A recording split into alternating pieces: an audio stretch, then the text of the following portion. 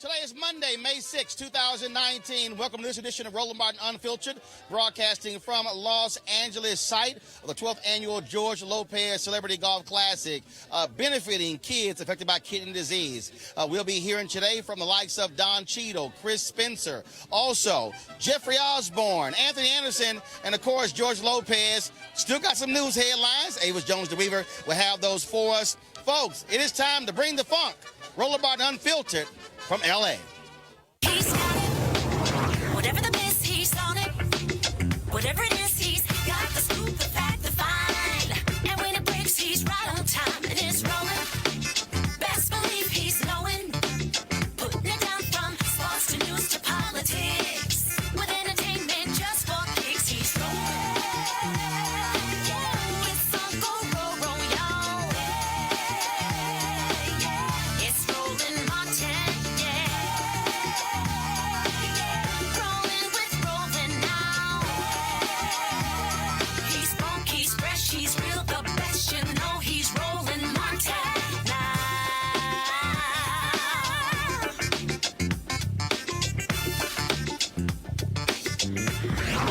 Martin. All right, we're here at the 12th annual George Lopez Celebrity Golf Tournament, here with the host, George Lopez. So for folks who don't know, I mean, what this foundation does, when you see these young kids, people think, oh, yeah, we're out here having fun, but this is also about the kids who you help who are affected by kidney disease. You know, there's a couple of great stories. I saw a kid that probably looked like he must have been 12, you know, and when he says, I want to be a doctor. And I was like, oh, when you grow up? And he goes, how old do you think I am? And I said, 12? He was 22. And he looked 12, and he doesn't have kidneys. He doesn't urinate. He does it through a machine that he's connected to. So when you see a kid who is optimistic and his health is not very good, it inspires you to want to keep helping kids. I saw this little girl who was very sick and put a wristband on me. She said, as long as you're wearing this, you'll never be sick. You know, so it's wild to see kids that are not well. A lot of times these kids are the ones in their family that aren't sick or the ones in the school, so they feel a little bit removed from everybody else. And that's what we did, and that's what my commitment to this foundation is helping. I'm going to start crying. And they go to camp, and they have a great time, and I've got a chance to meet them. We have the award ceremony afterwards, and they're just enthusiastic just for being able to live a life and have fun. Yeah, you know, the kids go to camp, and we also do a camp of their parents as well can come to the camp. The Painted Turtle, who, you know, a hole-in-the-wall gang, Mr. Paul Newman, the great Paul Newman, I met back east at a tournament, and his commitment to, you know, to all the Newman products that help all charity, that I decided to go and send these kids to the hole-in-the-wall camp, but it's called Painted Turtle out here. And it's an amazing camp. And every kid that goes there, if he needs medical treatment, every treatment that a child would need is at the camp, so they don't have to leave that camp.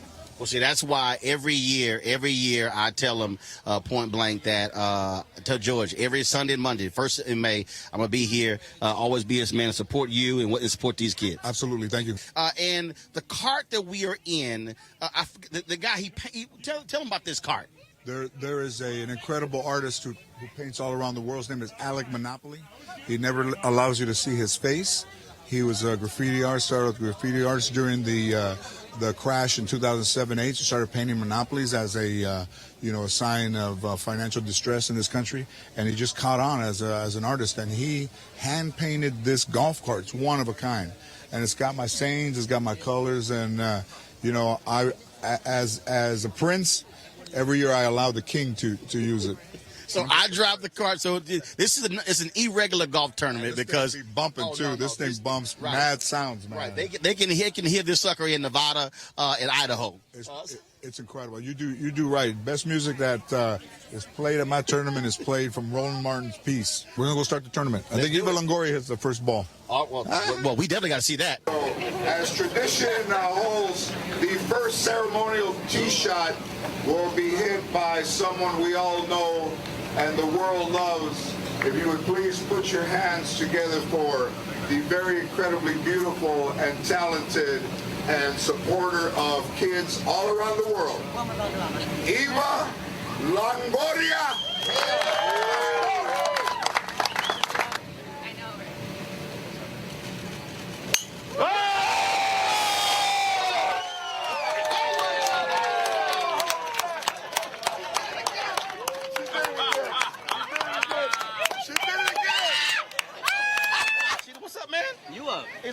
see you here. You too, likewise. It is always an interesting tournament. No doubt. And I tell people all the time, people ask me, oh man, how is George Lopez golf tournament? I said, it's very colorful. Very colorful. If you remember it, it's an amazing thing. You don't always remember it. You always remember it. I always remember it because I don't drink. And, we don't always remember it. Right. And I also always have video evidence and proof. Correct. So folks like, what the hell happened? Oh no, we had a ball. Yeah. Press play. Yeah, you can show it. Yeah. I don't have that luxury. I get home and wifey was like, how was it? I'm like, I think it was okay.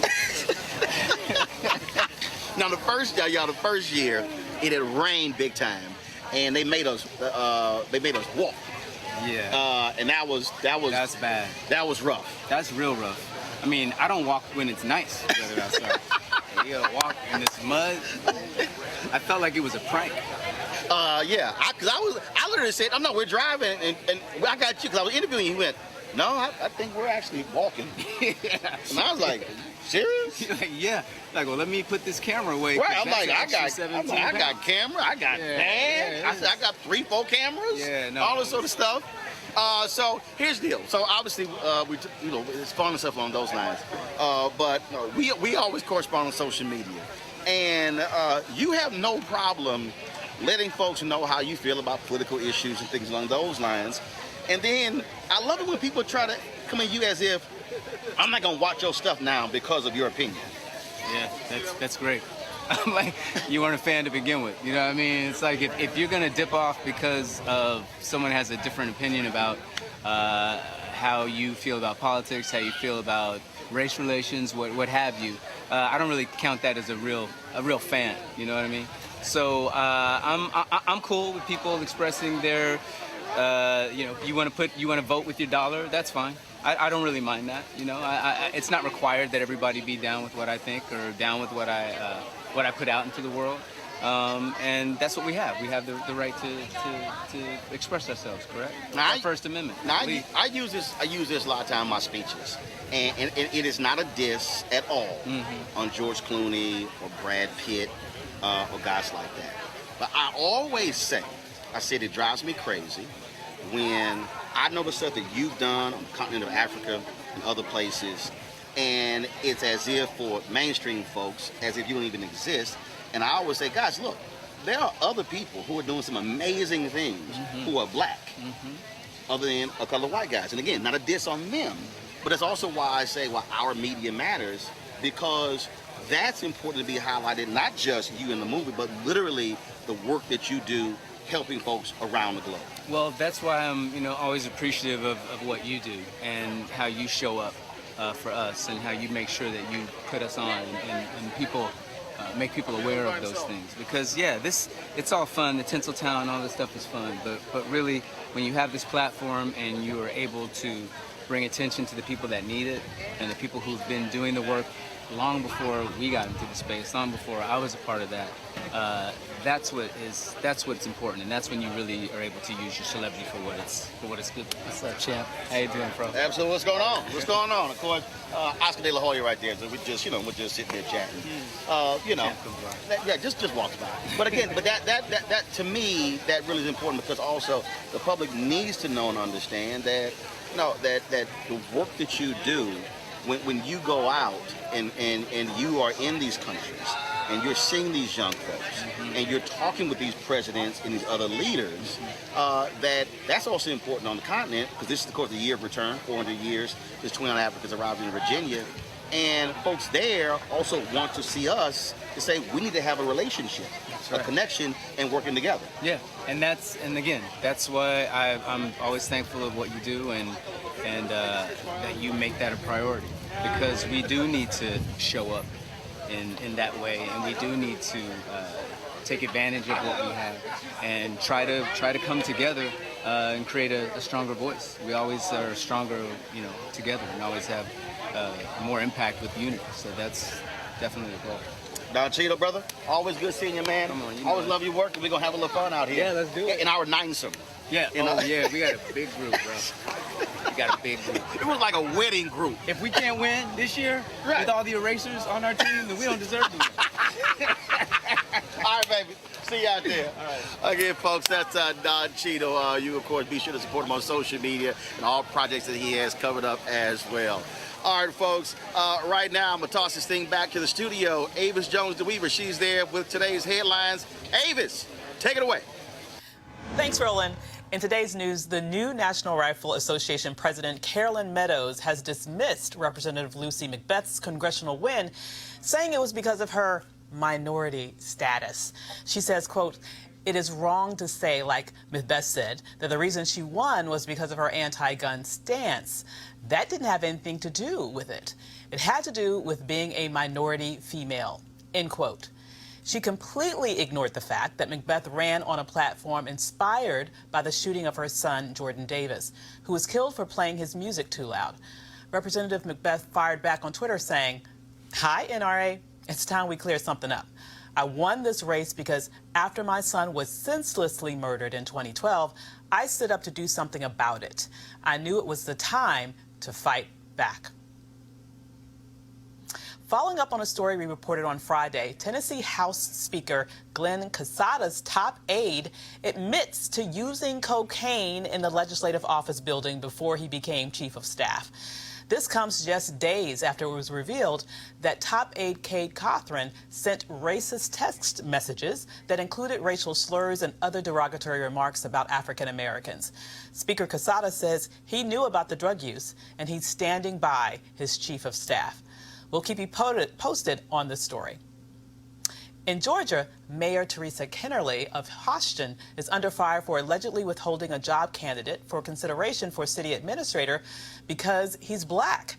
Houston is nearly an all-white community 50 miles outside Atlanta, and the mayor reportedly told a member of city council that she pulled the resume of Keith Henry from a packet of 4 finalists because he's black, and the city isn't ready for this.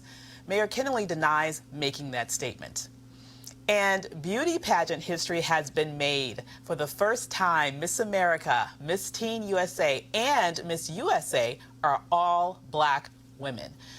Chelsea Christ won the Miss USA contest, Kaylee Garris won Miss Teen USA, and Nia Franklin was crowned as the 2019 Miss America in September. We've come a long way since Vanessa Williams back when she won Miss America back in 1984. And finally, there's a new black baby in the kingdom. The Duke and Duchess of Sussex, also known as Prince Harry and Meghan Markle, welcomed their first child today. A little boy and is the first interracial baby in the British monarch's history.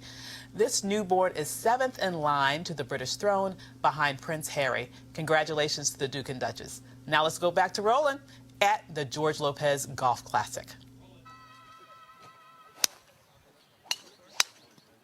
All right, it's time for us to go on out there. Let me ask you real quick here, because a couple of quick questions. It's always good to see you here at the George Lopez Golf Tournament. But before I get to the George stuff, we got blackish, we got grownish. What's the new with mixish? It's something. Bowish, mixed-ish. I mean, but you also a show creator. So that also means that you're now getting multiple show checks? Well, I am getting multiple show checks. I have to correct you. I'm not creator, just the EP. Okay, got it. It's the EP. But yeah, multiple checks. Absolutely. Yes, sir. And so you thinking, are you right now thinking of other issues that you can do? Oh, yes. I mean, because you're about to turn into the Dick Wolf. You know, it's like every ish that's out there, I want to have a part of. Like all those Law and Orders. Yes. Yeah, there were 3, and we got 3. I think there were like 8 different Law and Orders. Well, there was SVU, there was Criminal Intent, and there was the mothership that I was on, Law and Order. No, was it? Because it was another one, like 3 or 4. Right. And then the LA, Law and Order LA. It was just so you and Kenyon sit around and go, okay, maybe we can do just come up with different issues. You know, we did, but before Blackish was on the air, we sat up and talked about how we wanted it to go. And as who said this in the movie? I love it when a plan comes together. Jack Nicholson. Absolutely. I love it when a plan comes together. together. But see, here's what I love, because you and I talked about this. All of the people, who the hell is this Blackish? They were dogging the name, dogging the show, hadn't seen nothing. Right. And now you working on a third show. Hadn't seen any content and was taking the title out of context. But you know, you look at us now, 6 seasons in, 2 spinoffs after the original, so can't complain, baby. Also, we got to talk about my namesake, my fictitious daughter, Marseille Martin. Yeah. Dude, executive producer. The movie Little was absolutely hilarious. Again, giving Next Generation a shot. Now she's doing her thing. Yes, I mean, you know, I knew she was special when, you know, she came into the room to read for the show. Didn't know how special she was, but I knew she was special. And, you know, and look at what she's doing right now. The youngest executive producer in the history of Hollywood, a young black girl from Dallas from LA by way of Dallas. So, you know, I'm happy for her. I told her, you know, first episode, first season, that she was going to take care of me when I got older. And I'm holding her to it.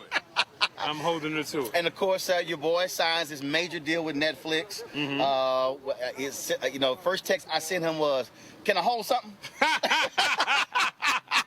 No wonder he told me no when I sent him the same text. You beat me to it. Yes, I was real quick. I'm like, you signed a $100 million deal with Netflix. A black person will say, can you let me hold something? Yeah. Mr. Barris. Yes. I can't call him the first name, Mr. Barris. Hold on 1 second.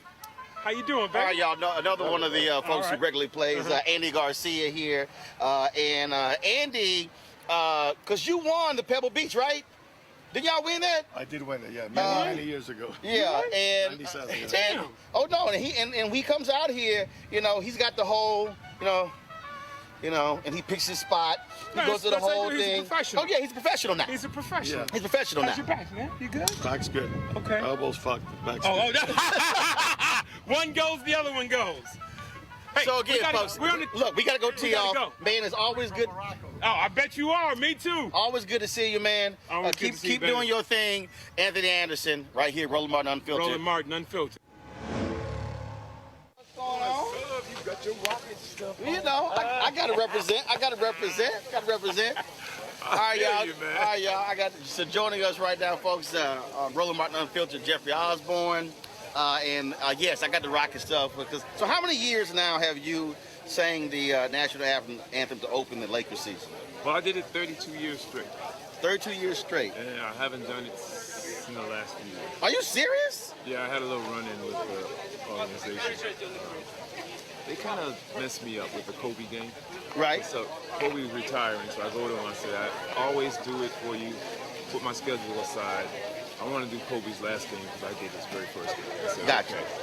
So it came down to 2 weeks before, and I called. I said, I didn't get the call. They said, we'll let you know in a minute. Then I look at the Bleacher Report, and it says, Flea from the Red Hot Chili Peppers performing Flea, the bass player for the Red Hot Chili Peppers. That's who performed the anthem. So they said, I hope you're not upset and this and that. And I said, no, I'm not upset. Just don't never call me again. And so, wow. And I told myself, because I always put myself aside to do it. Right. You know, and I have a history with the Lakers. Yes. And this easy to give it to this guy. So I don't know what it was about. Kobe thought I was doing it. I had talked to Kobe. Everybody thought I was doing it, and I didn't do it. So I talked to Magic. I said, well, maybe I'm overreacting. He said, no, you're not overreacting. He said, you should have got that game. And it was the biggest game I've ever seen, because I've done the championship game. Right, absolutely. That game was incredible. So I haven't done it. I did it when Magic became president. He said, man, come back and just do it for me. And I did it then. But I haven't. But I don't do it anymore regular. Wow. Now you still cheer for him? I still love the Lakers. Right. Always, So basically, I always loved the Lakers. So basically, so Kobe retired. So they ain't made the playoffs since you stopped doing it. Yeah, they hadn't made the playoffs while I was doing it. Oh, for a gotcha. while. Gotcha.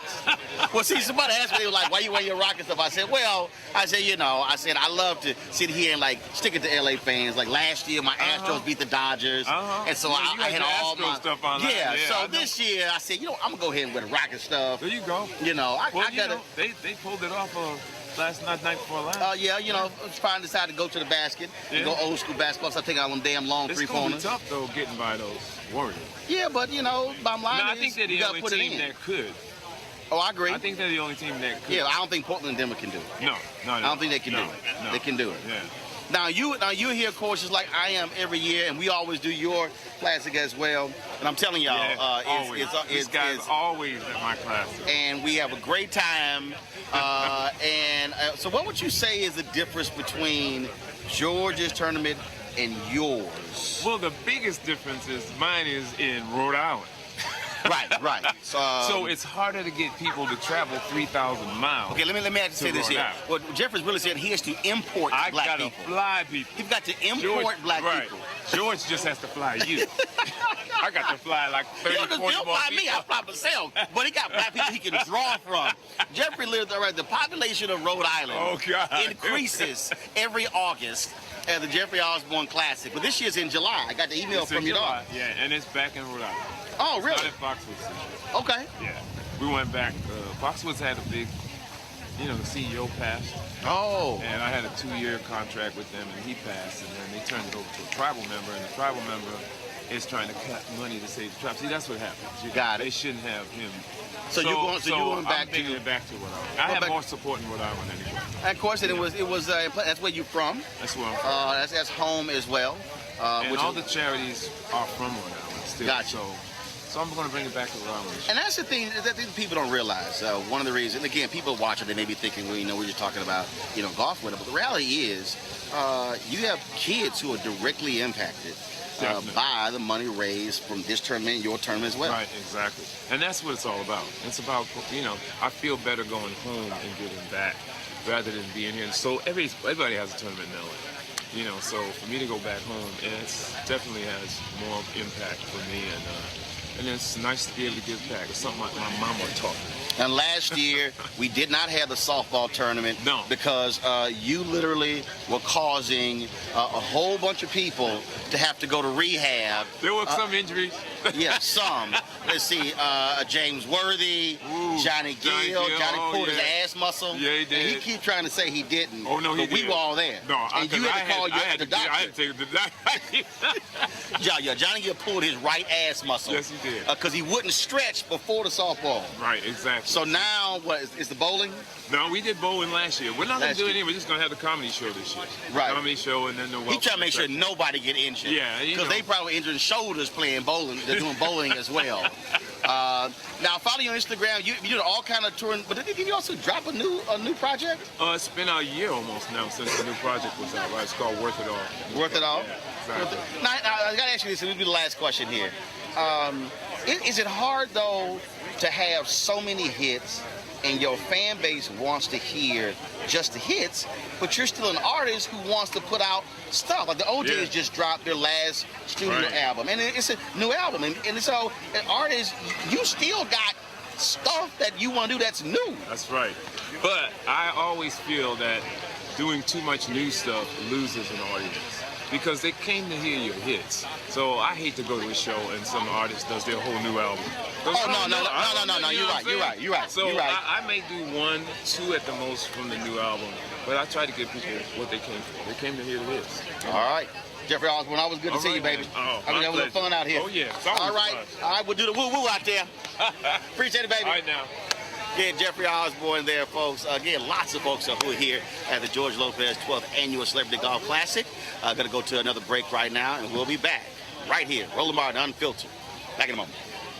Roland Martin Unfiltered, youtube.com/Roland S. Martin. And subscribe to our YouTube channel. There's only one daily digital show out here that keeps it black and keep it real. It's Roland Martin Unfiltered. See that name right there? Roland Martin Unfiltered. Like, share, and subscribe to our YouTube channel. That's youtube.com/Roland S. Martin. And don't forget to turn on your notifications so when we go live, you'll know it. First and foremost, this is what I try to explain to people that's a little bit different about this tournament. Normally when you play golf tournaments, you have 4 to 5 people in a group. Right.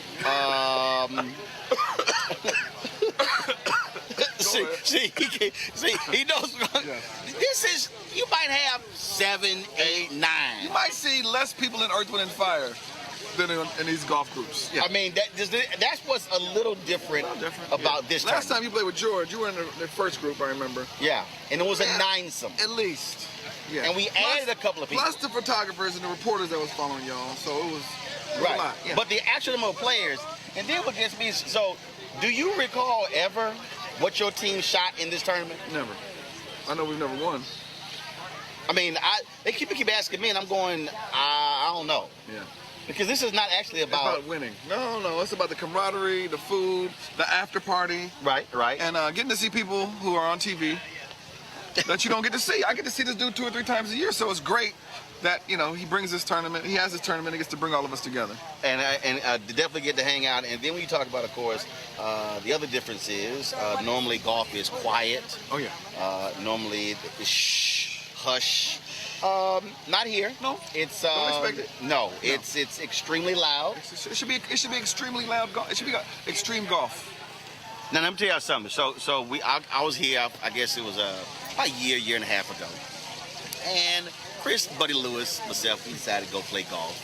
Yeah. And I had the tunes going, and let's just say I was playing some music. Let me tell the story so you don't have to brag about yourself, because I know you do that all day. So this guy is from the Alpha fraternity, Phi Alpha, and Buddy Lewis is Omega Psi Phi. He wears purple and gold, and his head covers a dog, and he might even eat dog food. That's how heavily he's invested into this. So Atomic Dog came on Roland speakers, and Roland told him he can out hop Right. Buddy Lewis. It was embarrassing. Actually, no. Chris dared me to play Atomic Dog. Yes, because I knew Buddy could do it, but I know Buddy. And I went. Buddy has torn at least 3 ACLs hopping. And I went, oh, seriously? So he murdered him. The thing is, he's twinkle toes. He's like, do you remember that episode of Fred Flintstone when he was on the drugs? He's really light on his feet, so to see him doing it, I was like, you might have joined the wrong frat. You were supposed to be a Q. But the other thing, though, is that, of course, being from Houston, I got Dirty South, got blues.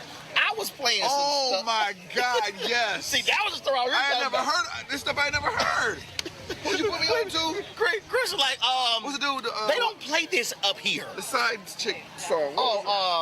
My side piece. What's the song called? My side piece. Well, how's it go? He was playing these blues. You're so funny. I left home to get my side piece. Chris I was like, yo, play another one. Play another one. They was playing golf. I was on his iPhone going, I've never heard of this stuff. Chris, they don't play that up here. They don't play that, yeah. They don't play that here. KJLH don't play nothing about side pieces. We were going song and song. So and Chris, blues, you put me on too? Chris was Shazamming everything. I had never heard this stuff before, but I play it now. There you go. There you go. My wife was like, what? She don't really like the side piece song too much, so I had to. So you had to listen to that in the car? Yeah, I had to listen. That's just for me. Right. Yeah. But it's a jam though. Oh my God! Listen, if you ever do a comedy special, you got to come out the side piece. I mean, it's a jam. It's fantastic. It's a jam. Yeah, it is. All right, folks, we got to go check in and get ready. Man, always good to see you. How about the Rockets? First of all, I did an interview earlier, and I said, after the first 2 games, we lost. I'm like, see what happens when you take it to the hole, stop jacking 3-pointers. You actually, old school basketball. What happens is, if you drive, then they're going to give you the jumper. And if you shoot jumpers, they're going to let you drive. But if you refuse to drive, they're going to say, he's off, let him shoot. Right. And if you keep missing, guess what? Long rebounds, fast breaks. And especially against them. Right. Yeah. So they changed it up. Yeah. Went old school in game 3, won. I'm just saying, I literally text Mark Jackson when he's commenting in the game like, yo, damn it, can they take it to the hole? And here's why I do that, because folks sit here and go, man, how you be sitting and texting Charles or Kenny, and I'm like, because Negroes text me when I'm on television. Trump ain't, look, say this. Right.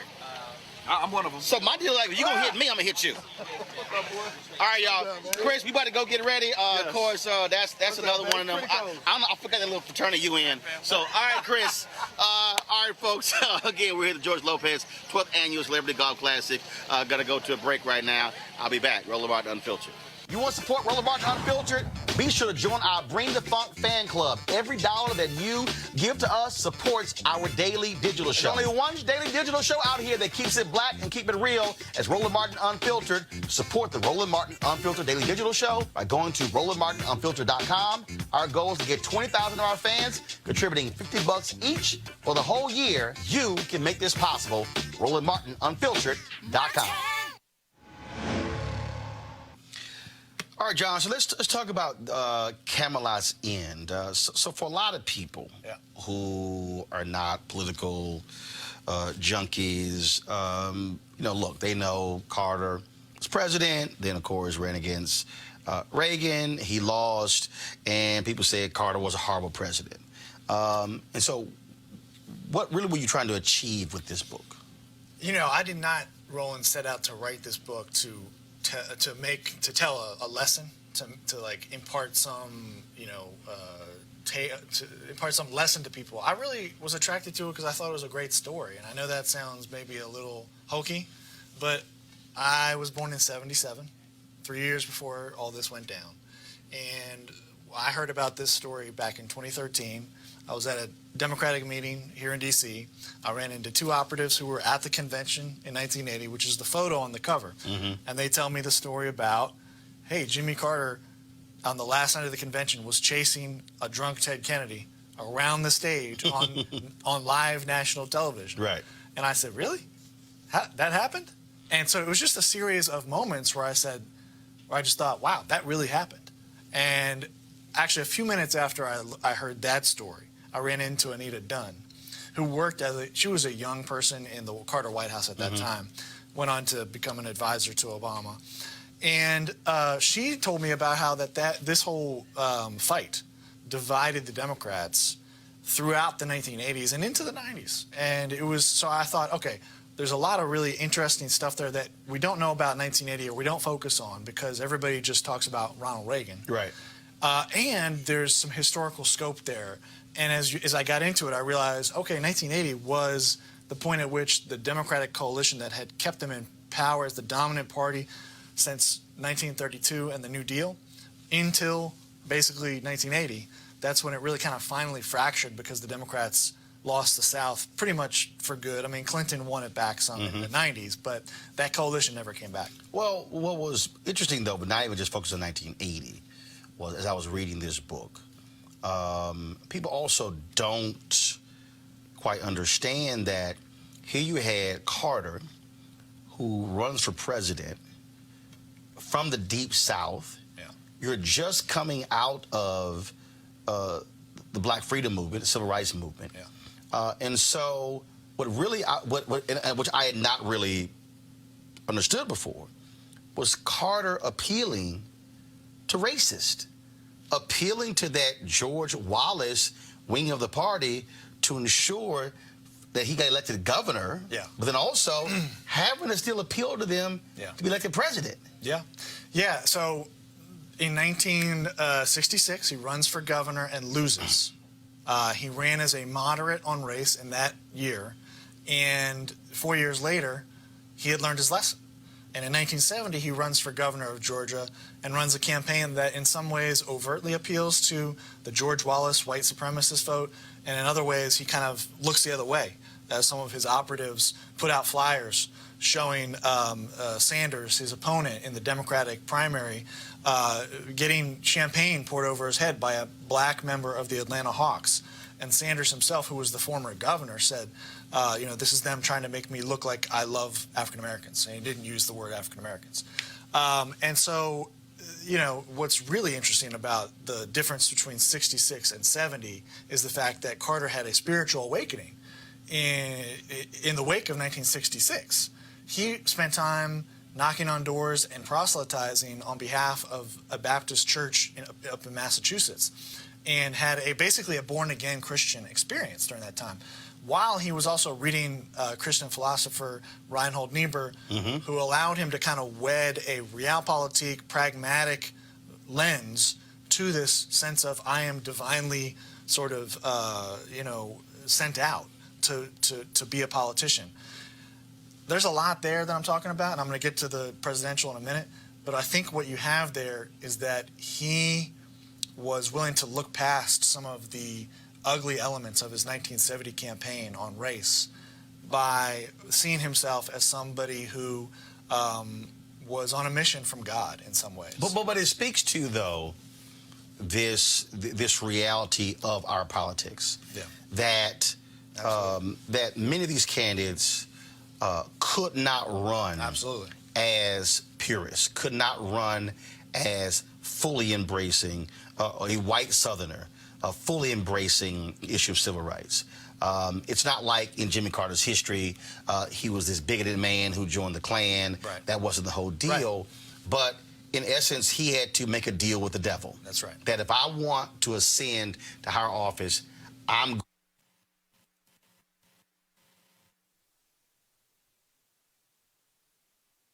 It's going to be another white guy who will. If I don't, there will be a real racist who's the governor. And in fact, when Carter wins this election, there are reports he was not happy with the campaign that he had to run. He was a little depressed about it. And he went on to give a speech in his inaugural address where he said the time for racial division. I can't remember the exact phrase he used. Do you remember it?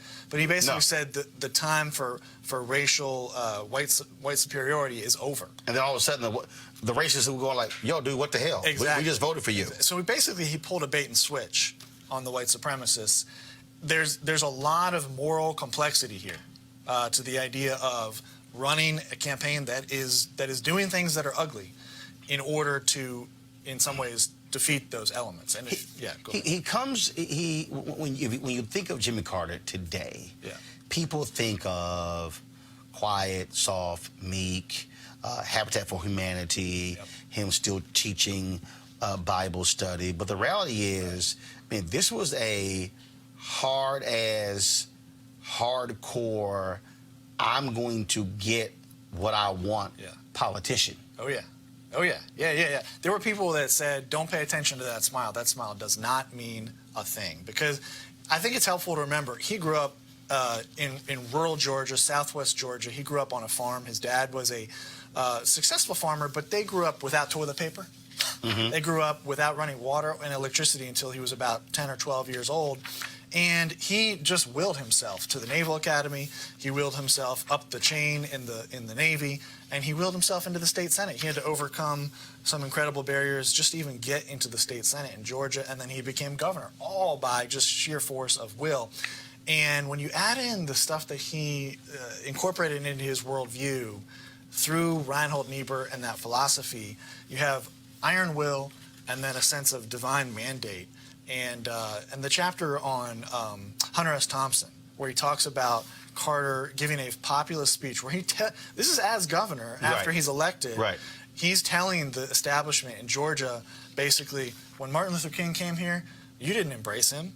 You viewed him as a disgrace and as horrible. Mm-hmm.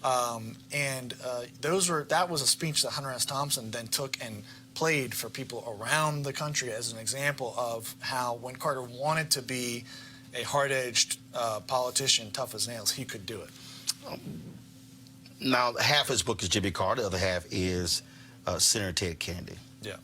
And I saw the movie Chappaquiddick. Yeah. I read other books as well.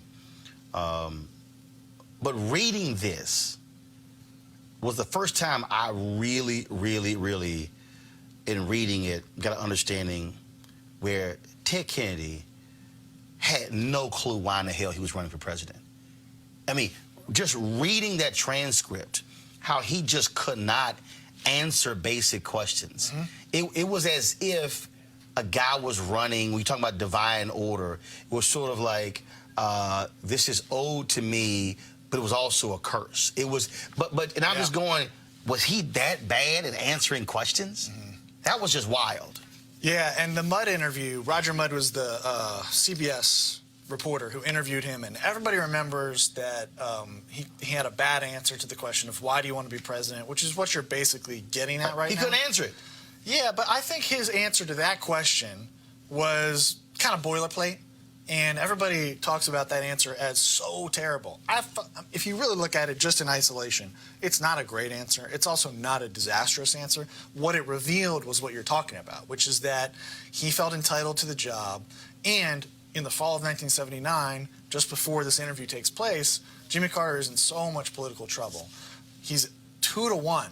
Democrats favor Kennedy over Carter. And everybody is basically saying Kennedy is going to have a cakewalk to the nomination. So Kennedy walks into this interview basically thinking, I've got this nomination in hand. I don't have to really think that hard about it. He's also being driven, as you alluded to, by the pressure from the Democratic Party to rediscover the magic of his brothers. And it's these ghosts of his brothers that are kind of hanging over him, driving him forward into something that I don't think he was really sure he wanted to do or could be good at. Well, first of all, you'd already established, look, he didn't want to run for United States Senate. Right.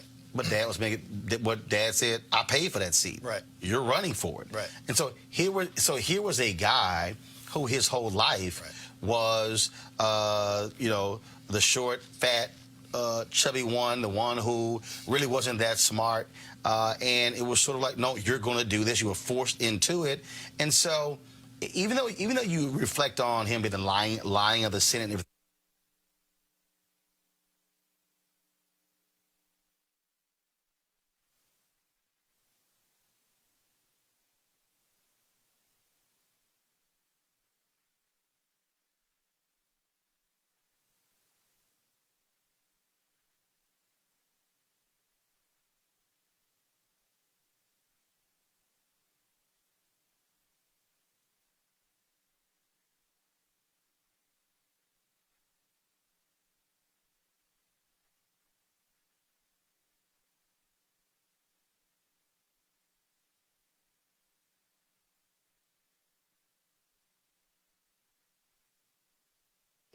Because as long as he does that, the other guy will look like a jerk and he'll kind of walk to the nomination. That's sort of a paradigm for a lot of his career. He just had to show up, and even if he got ripped to shreds, like, he would kind of get there by virtue of his family and the name.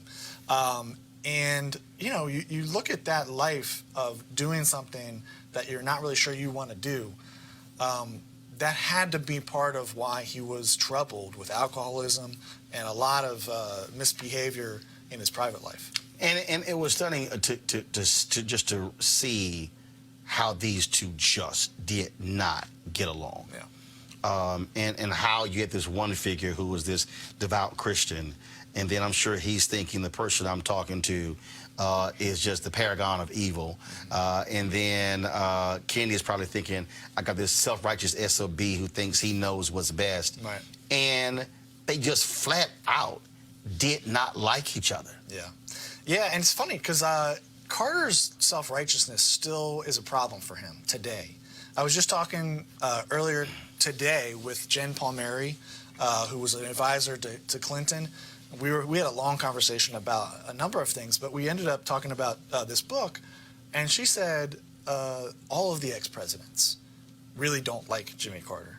Obama, both Bushes, Clinton, none of them like him because of his self-righteousness. And that was part of why Kennedy didn't like him. Kennedy also probably just thought, I mean, we have information that tells us this, that Kennedy felt like he was out of his depth and he didn't know what he was doing.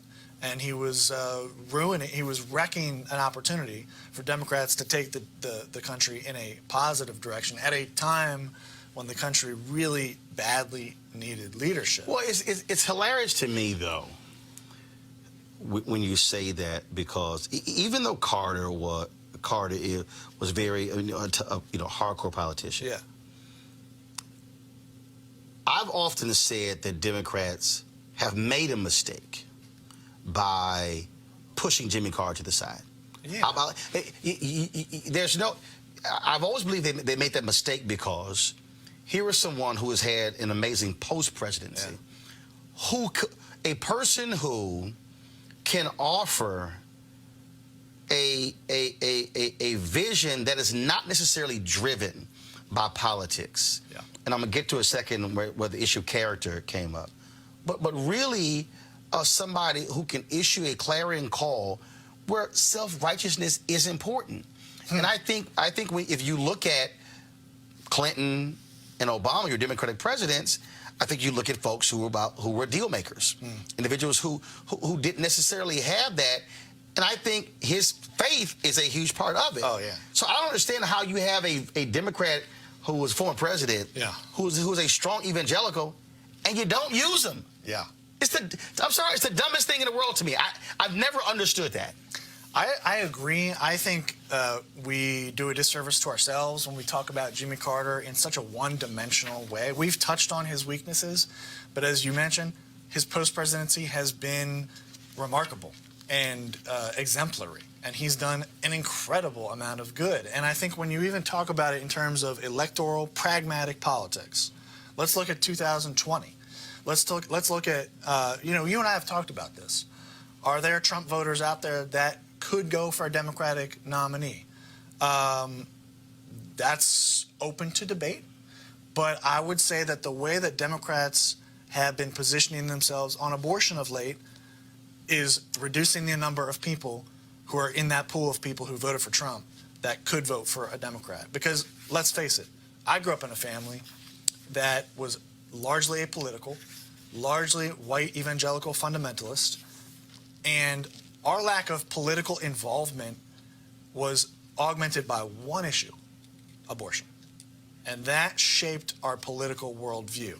Now, I've done a lot of work over the last few decades to become aware of the full world of politics, and I've had a lot of experience in that.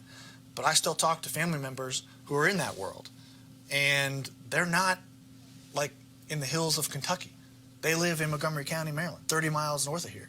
So I think that's one issue where the Democratic Party has not done a good job on faith. And here's where I think it comes in. And in fact, in reading this, I said anybody running for the presidency today who's a Democrat should actually be using this playbook. Here you say, Carter and his advisors discussed the need for moral leadership in the country in the wake of the Vietnam War. And then as you continue, he talks again about the idea of moral leadership with Nixon, the issue of character. Yeah. I read that, and that's in pages 83 to 89, and what jumped out at me was I said, if I'm running for president right now, that is exactly how I'm going to frame it with Donald Trump. That it's not even really about what you lay out here. It really wasn't even about Carter laying out, these are my policy, this is where we need to go. What he was saying is, after Nixon, character matters in the Oval Office. Yeah. And I absolutely saw, I was just reading it, I could literally hear a candidate in 2019, 2020 making the same argument saying, sure, you can say, oh, God, I've got a great tax cut and this, that, and the other. Yeah. But this man does not have the character to be president. Yeah, and you know, it's an open question whether that's going to happen to me, because Priorities USA, they're a huge Democratic group. They just put out a huge polling memo this week saying we've got to focus on the economy. I agree, the economy is a big deal. See, I think they're wrong. I think, see, this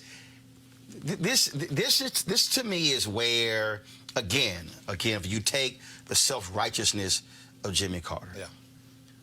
You've got independents who are completely turned off by Trump's tweets, the sucking up to North Korean leader, all that sort of stuff like this. This is where you can make an argument that's not policy, that's not partisan, right?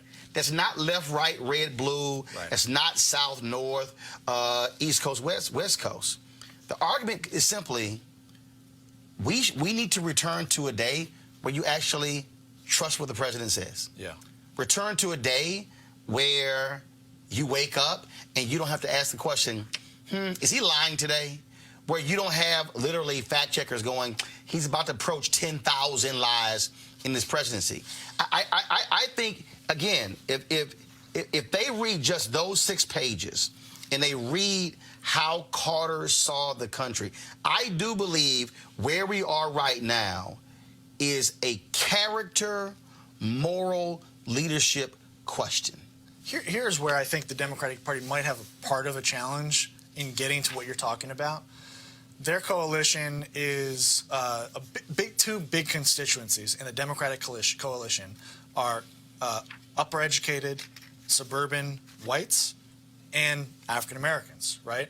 The African American community has a long history of deep, sincere faith, largely Protestant Christian.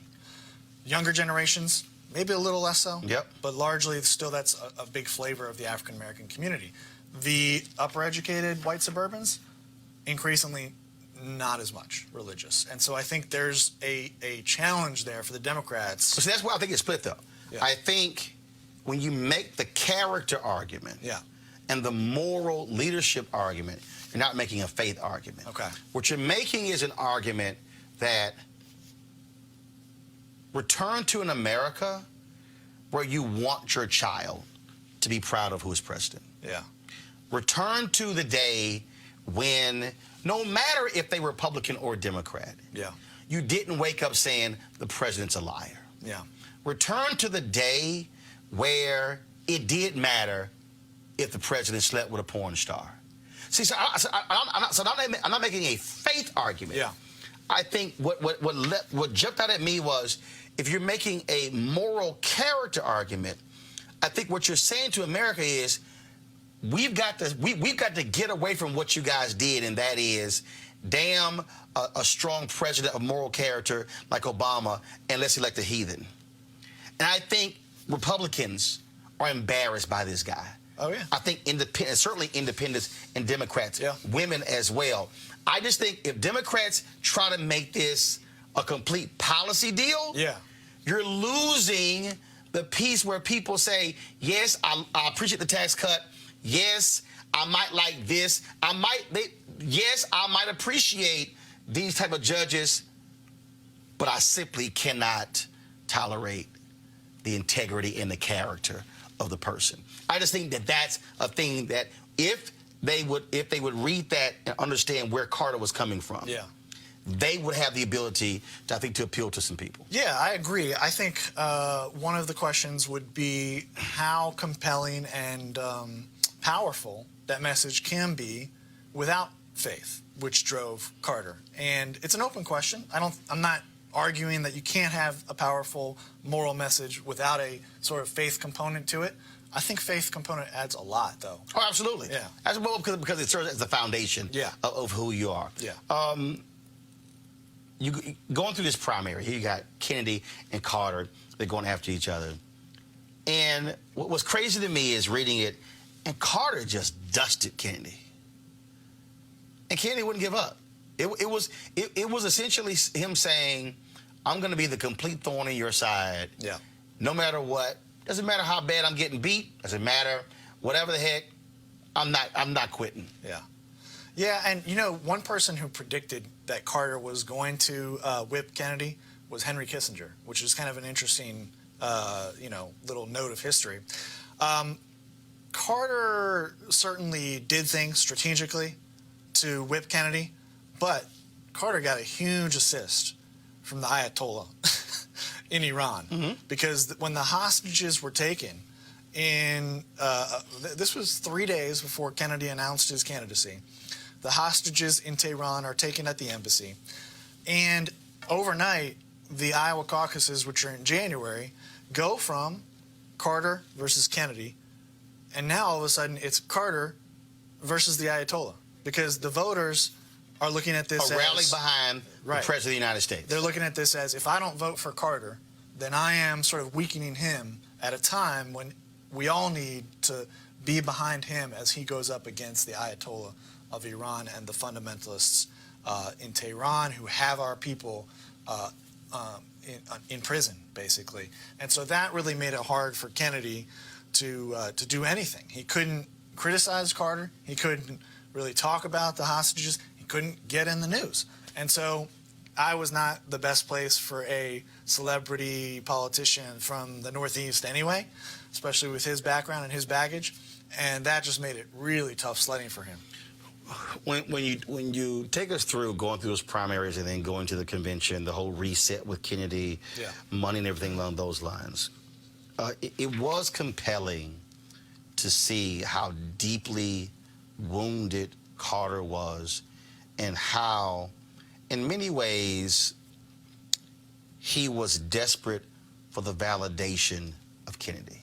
He was desperate to not only say, I kicked your ass, but also he needed Kennedy to say, yeah, he beat me, and we're in this thing together.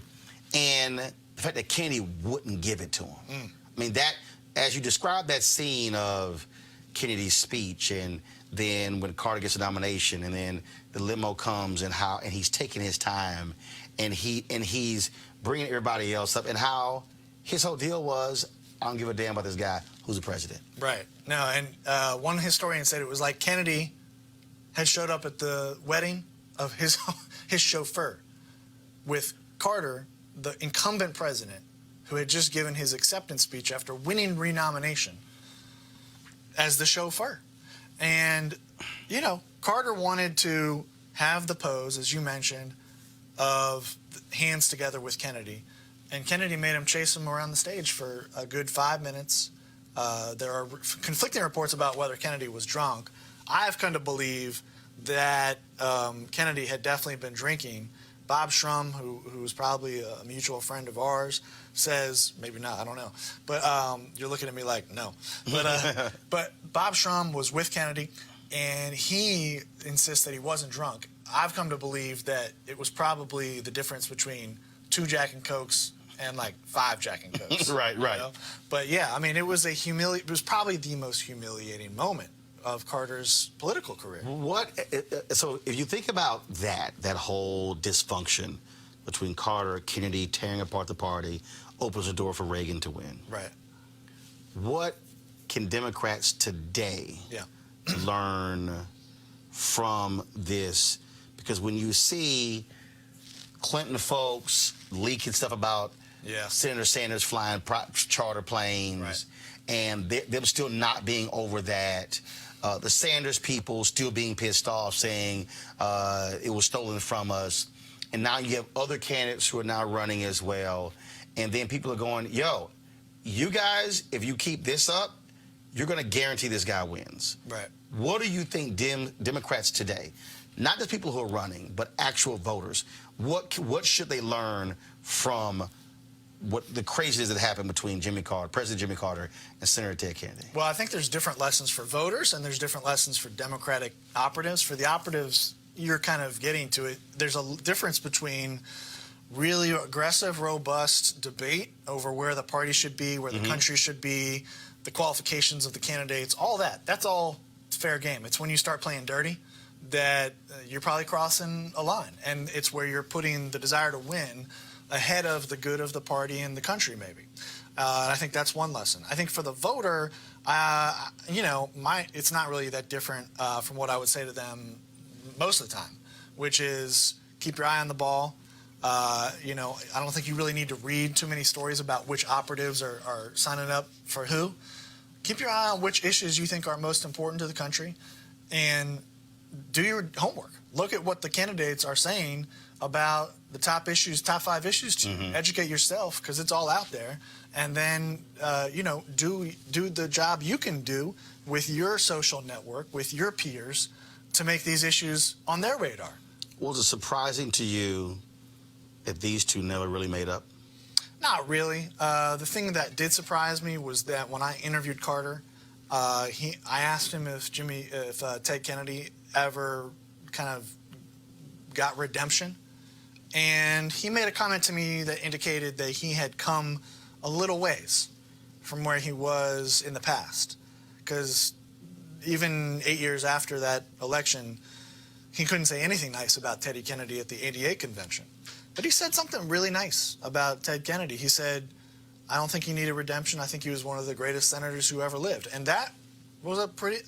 I don't think he could have said that 10, 20 years ago. I still think it's amazing when you think about the political grudges and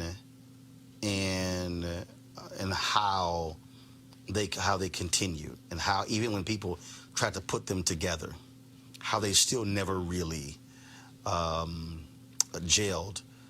And to me, the mistake in that is there's something bigger than you as an individual and your individual rivalry. That when you think about your stars in your party, that's where you say the good of the country must be better than our personal pettiness.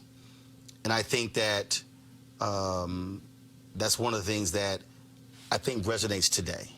And that is, You can be pissed with the last election, Right. but it's the last election. Yeah. It's over. If you didn't win, you didn't win. Okay? In the case of Carter, you won, but you won the primary. But you were severely wounded as a result, and you won the biggest thing of all, which was the presidency. For Democrats, you were angry and pissed off at Jimmy Carter because he didn't do this and didn't do that. But what did you end up getting? 12 years of Republican rule. Right. Ushered in the moral majority. Right. Ushered in Newt Gingrich taking down Speaker of the House Jim Wright, taking over the Republican Party. Yeah. And so to me, the lessons are be very careful who you try to take down today, because you can be taking down a lot more than just that person. Yeah, I mean, I don't. You've definitely. We've both been around long enough, I think, to not be super surprised by the fact that people's egos can override their better judgment, right? I mean, it's just human nature. I think it speaks to the amount of character that's actually needed to do what you just described. The character is needed in the candidate, and the character is needed in the staff. Because you might have a candidate with character who's got staff saying, F that guy. Yep. But if you've got both character or candidates and campaign staff with character, you can do the really hard thing, which is to overcome your own personal squabbles. But it's hard. It's hard. I ask every author this: what was your wow moment in the research in this book? What was that one thing where even you were like, yeah, wow, that's crazy? Either I didn't know it, or it shocked you, surprised you, blew you away? Well, I mentioned the story at the beginning. I was surprised. I was shocked at that of on the stage. I was shocked that Hunter S. Thompson called Carter one of the three meanest men that he had ever met, because that's just not how we think of Carter. I think in a more resonant way, the thing that really surprised me in a deep way was when I began to look at their backgrounds. And I saw how different they were. Yep. How radically different they were. And if you buy the book and you look at the photo section, the very first page of photos shows Carter at age 10 or so on his farm, no shirt, no shoes, and the picture quality is terrible. And underneath that is a picture of Kennedy at almost the same age as part of a much bigger family in London, dressed to the nines, living in J.P. Morgan's old house in London. Right? So the difference between their upbringing and the fact that they entered politics around the same time. Right. And then they began to kind of ascend the ladder at the same time until they finally collided in 1980. And even the collision had about 8 years, 7 or 8 years of run up to that. So that there was like this sense of fate to me that brought them together that I thought was really interesting. All right, folks, the book is called Camelot's End: Kennedy versus Carter and the Fight That Broke the Democratic Party, by John Ward. That's the book right there. So you definitely want to check it out. I probably read it in about a week. And so those of you who love politics, I think you would certainly learn a heck of a whole lot. A lot of stuff you were not aware of when you think about these seminal figures, President Jimmy Carter, and, of course, the late Senator Ted Kennedy. John, we appreciate it. Thanks a lot. Thank you, Roland. All right. Appreciate it. All right, folks, I certainly hope you enjoyed this edition of Roland Martin Unfiltered here at Lakeside Golf Club for the 12th annual George Lopez Celebrity Golf Classic. If you want to support the George Lopez Foundation, please do so. You can go online and check them out, and it's all about the kids who are fighting kidney disease. All right, folks, I'll be back in the studio tomorrow in Washington, D.C. for another edition of Roland Martin Unfiltered. Be sure if you want to support us, go to RolandMartinUnfiltered.com. Join our Bring the Funk fan club. We certainly appreciate all of you who are members of our fan club. You can pay by Cash App, PayPal, or even Square as well. And so this is what we do, taking our show on the road, bringing you stuff that nobody else is bringing you. And we certainly want to thank George Lopez and the George Lopez Foundation, Linda Small, and all the folks with the foundation for making this possible. So we certainly appreciate that. All right, folks, y'all be sure to have a great day. I got to go play golf. Holla!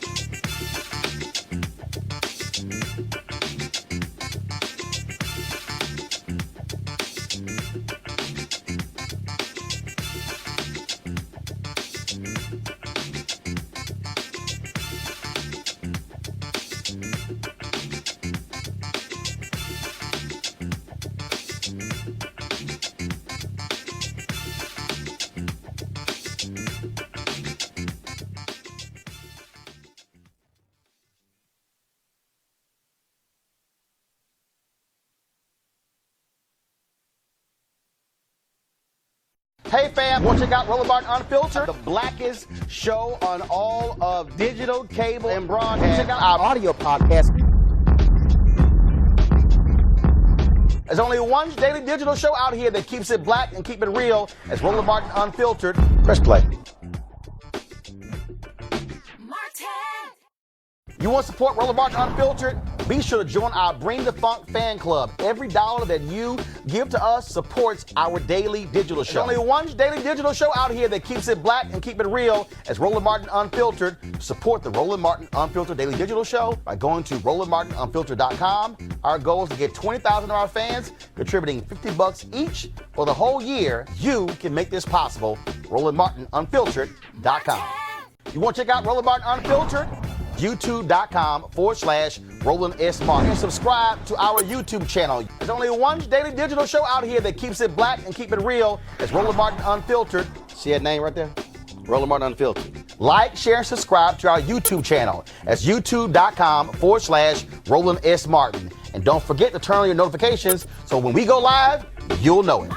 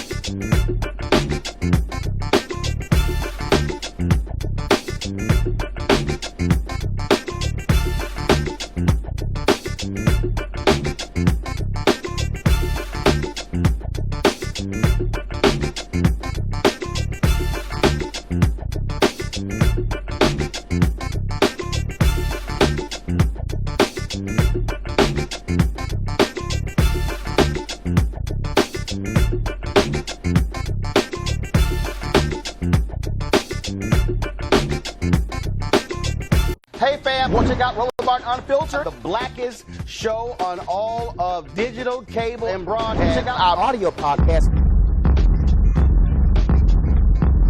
There's only one daily digital show out here that keeps it black and keep it real. It's Roland Martin Unfiltered. Press play.